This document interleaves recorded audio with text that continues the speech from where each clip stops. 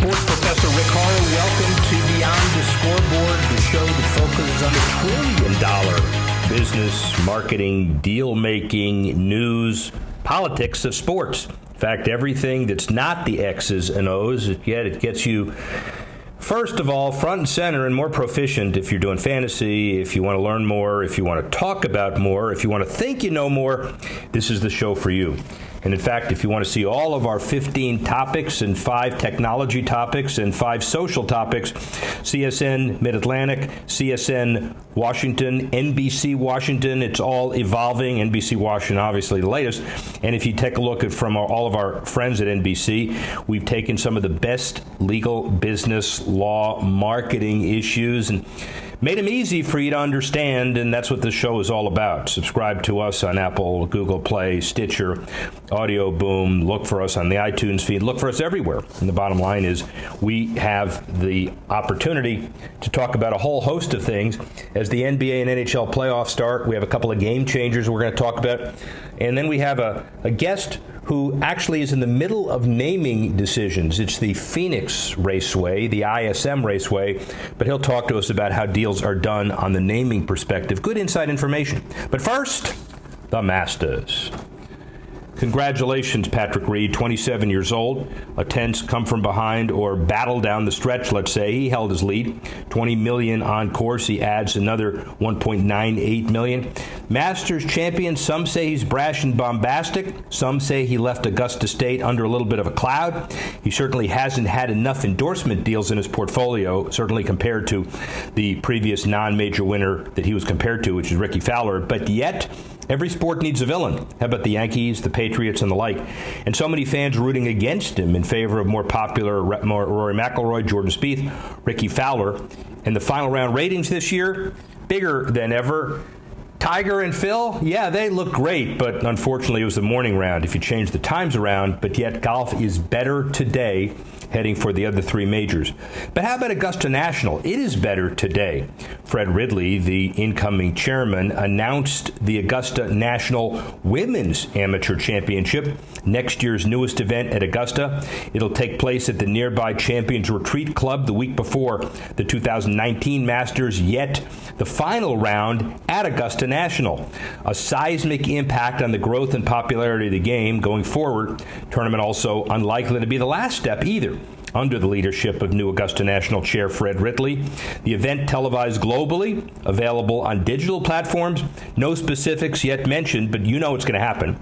And while the new event receiving an enthusiastic response, one group not too excited, some of the current LPGA players not eligible to compete in this amateur event, yet it's a great way for women's golf to stay relevant and stay on the map. Shift to auto racing for just a couple minutes. The August Monster Energy NASCAR Cup race at Michigan International Speedway lost its title. Pure Michigan, the state's tourism campaign, no longer having its name linked with the race.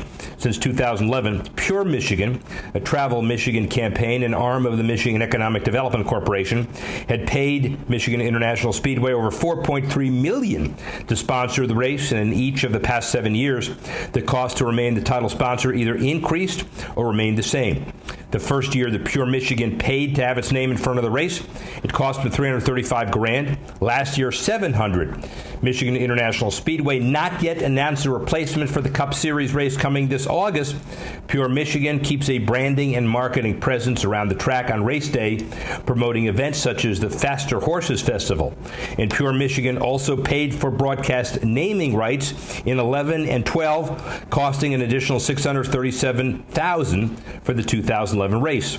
And without a title sponsor, the Michigan event opening itself up to join the recent crop of painfully awkward NASCAR names like American Ethanol E15 250, presented by Enogen, and the Big Machine Vodka 400 at the Brickyard, powered by Florida Georgia Line. There will be more of those. Square Bob, SquarePants, Jim Bob. By the way, I don't even know the name, but the bottom line is they're kind of funny. Not so funny is the revenue generated and the decision process that's made to do this. International Speedway Corporation owns the Phoenix International Raceway, putting in about $180 million of renovation money, which made the naming of the facility attractive to ISM Connect. And the company is the official naming partner for the raceway. The 360-degree Connect network provides a modernized venue with advanced, robust technology and data capabilities to create meaningful connections between fans, partners, and the venue itself. Jeff Hutchings, the VP of Network Development for ISM Connect.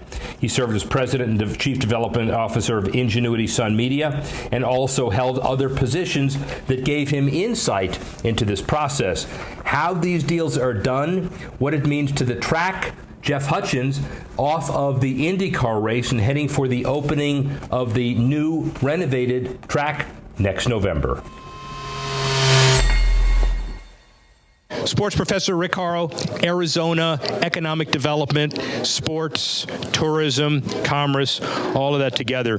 One of the co-sponsors is the Phoenix International Raceway. No, it's not. It's ISM Raceway. A lot of people are talking about it. Here's the guy that made it happen, Jeff Hutchings, Vice President, Network Development, ISM Connect. Thank you for being here. Absolutely. Thank you. So give us a sense of what the business is. I can do it, but you can do it better. Talk about it. The business of ISM? Yes. It is engagement technology, right? It's everyone thinks that they know what a smart city is or what a connected venue or a smart venue might be, but the reality of that is it has to be a reflection of what the fans need, right? A reflection of what the visitors to the city need and what the information they need to really get through the day, right? ISM provides everything from the screens that get their attention to the applications and the connections that they use to then take that information and move about.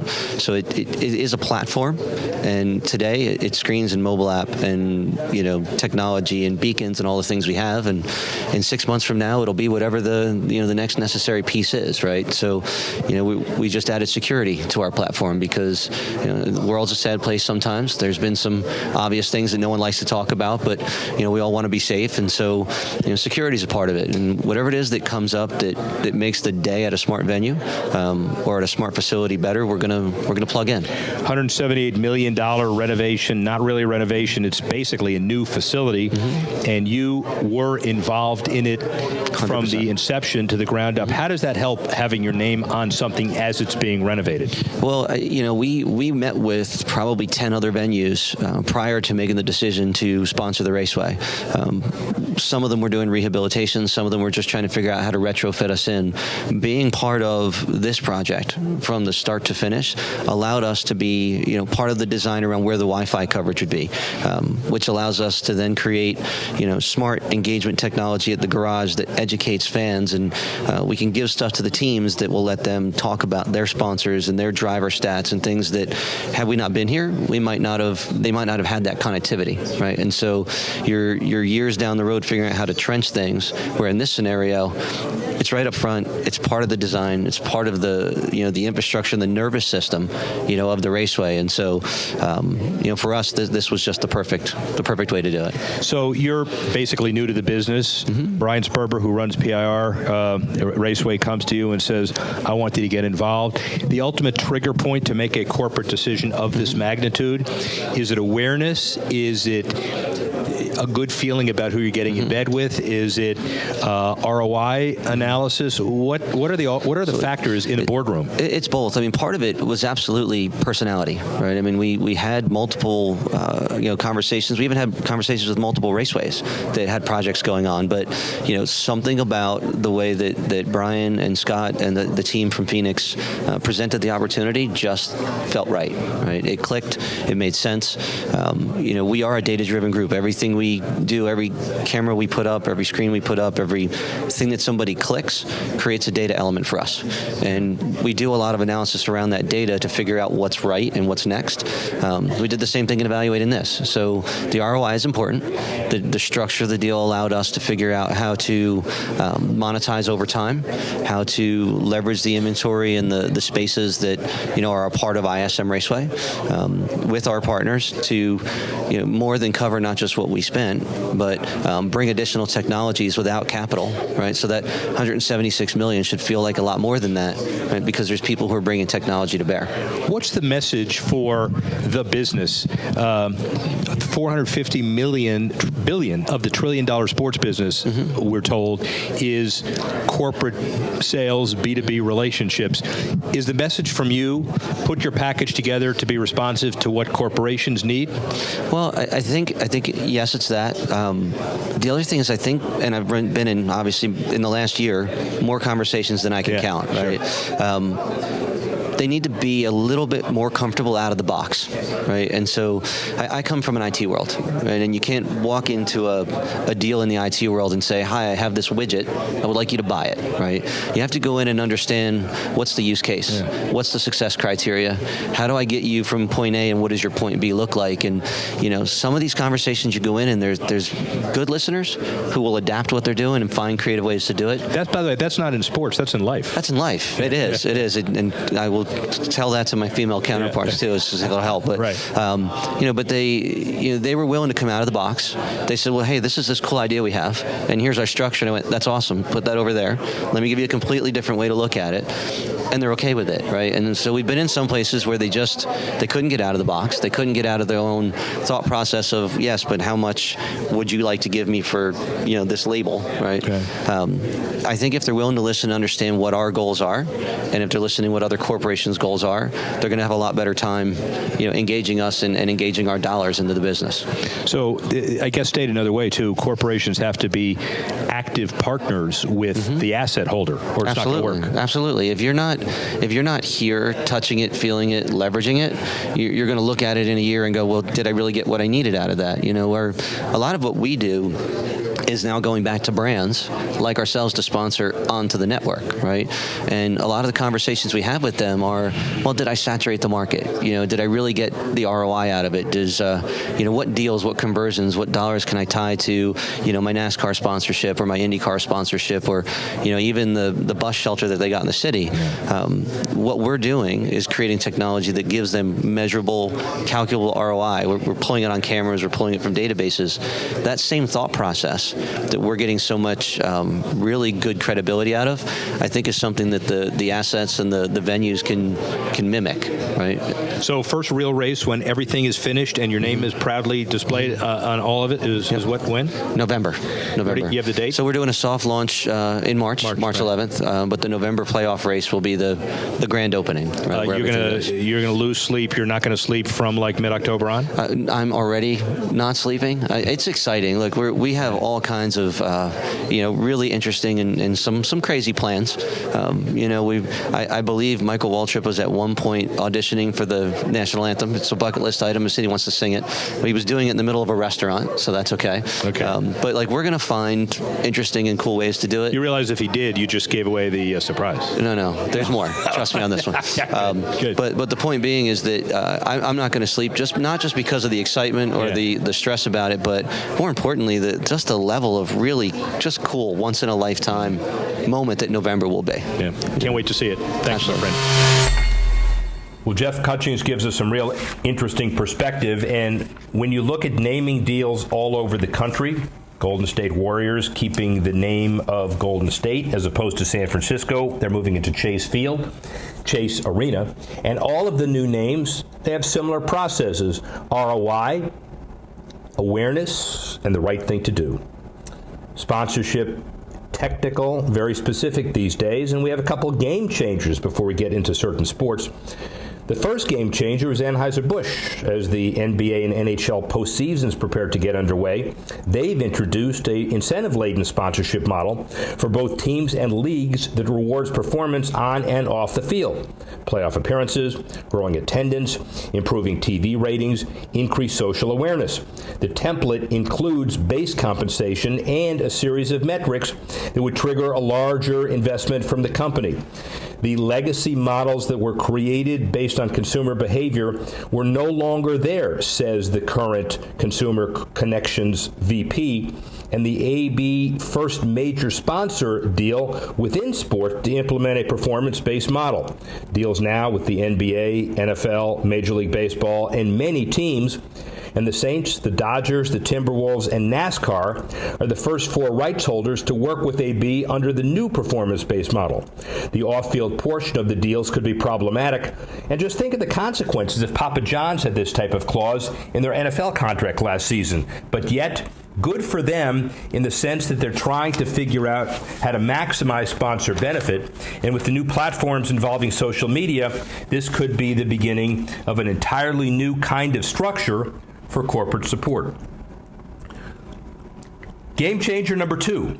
More than a dozen states considering legalizing sports betting ahead of the U.S. Supreme Court case on the matter. Minnesota, just one of the states working behind the scenes to get a legal infrastructure in place for sporting betting, set ahead of the Supreme Court decision in case the federal ban is deemed unconstitutional. The legalization of gambling essential in many states. The revenue from such gaming, often one of the biggest revenue streams. For example, Rhode Island.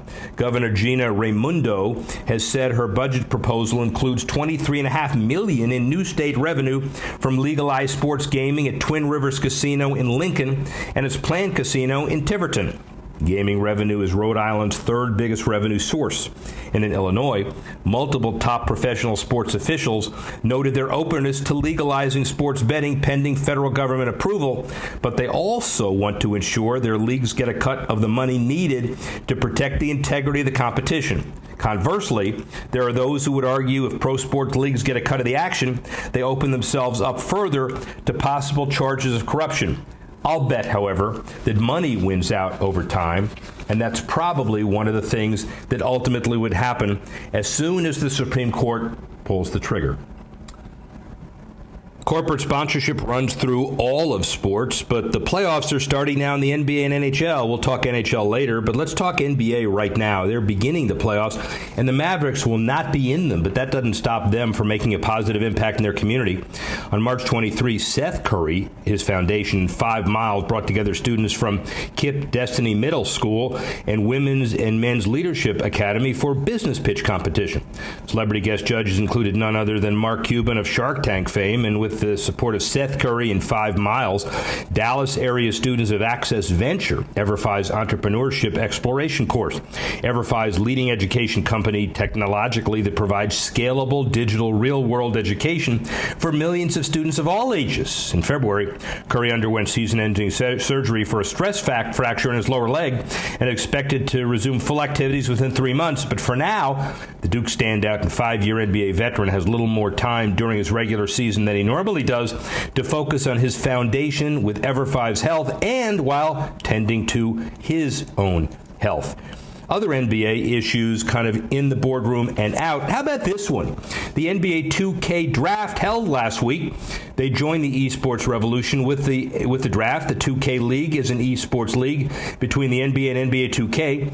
The league announced on May 4, 17, and 17 of the 30 teams would own their own NBA 2K franchises. Games will start this May and go through August, and instead of controlling NBA players, those competing will play as video game versions of themselves at their assigned positions.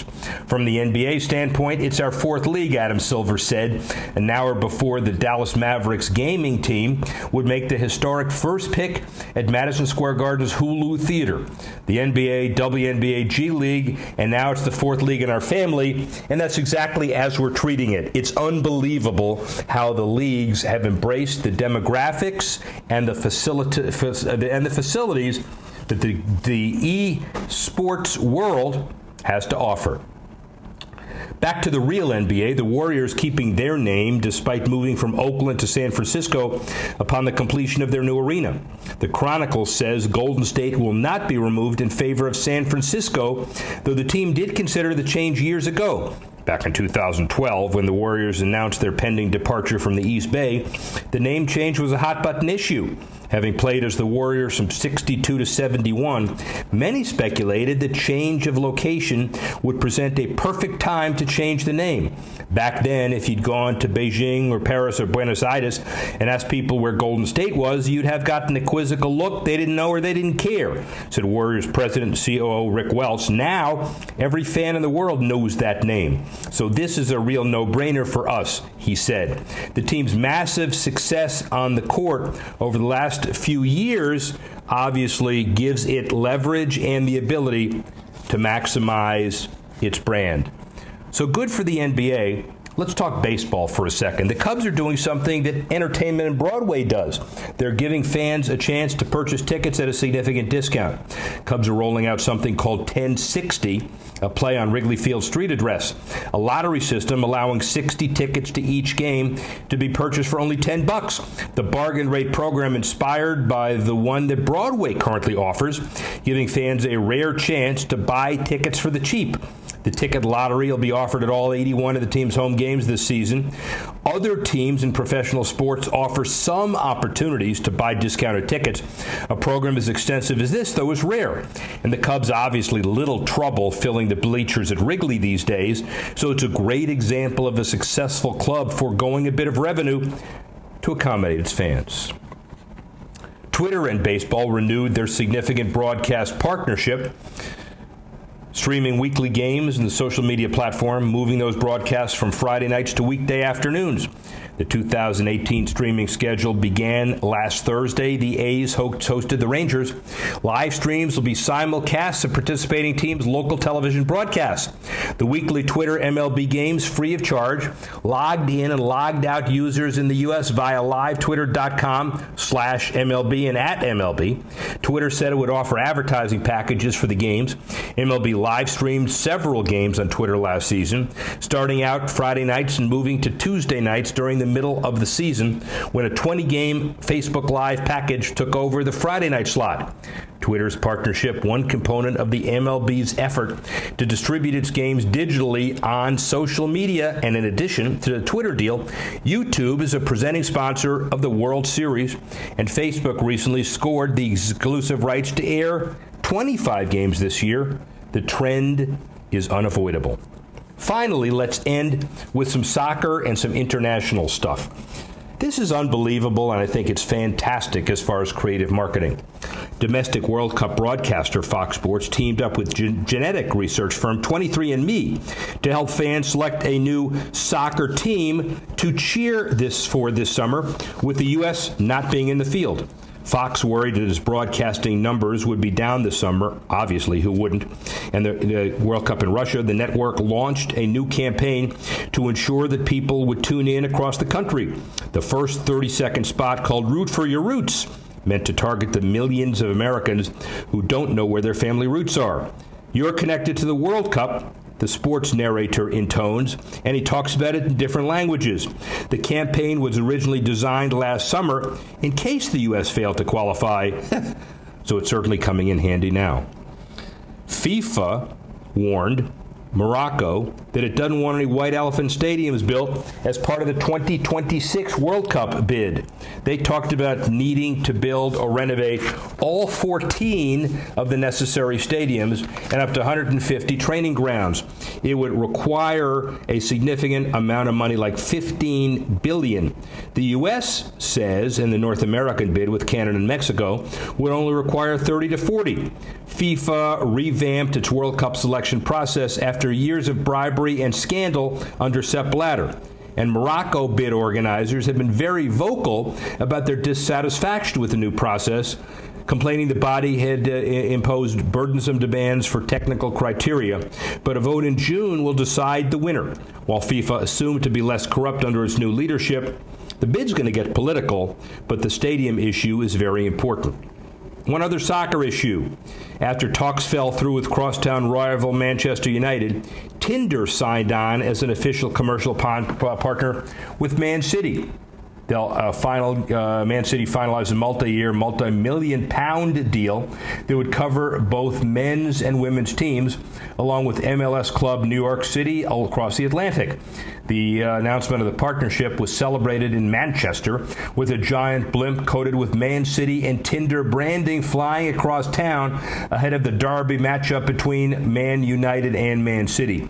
Tinder, a huge global platform, just like football, bringing millions of people together every day around the world, said City Football Group. And the financial details yet to be announced, but it's one of the biggest forays by Tinder into the world of professional sports. App users and football fans now be offered a range of fan engagement activities, including access to games and stadium events. The Man City Tinder partnership may give fan engagement a whole new meaning. Well, that's it for the show. We'd like to thank Dan Martin and Tanner Simpkins for putting it together.